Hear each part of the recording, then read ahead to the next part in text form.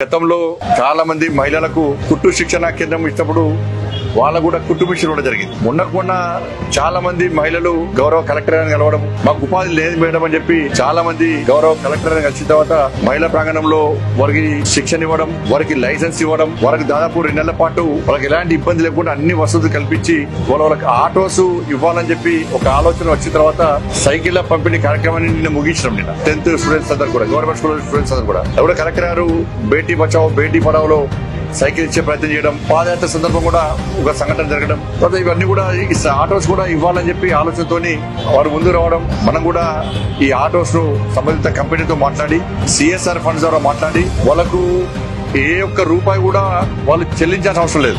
దాదాపు 3,50,000 విలువ చేసే ఆటో, ప్యాసింజర్స్ ఆటోస్ 9, గూడ్స్ ఆటోలు కూడా.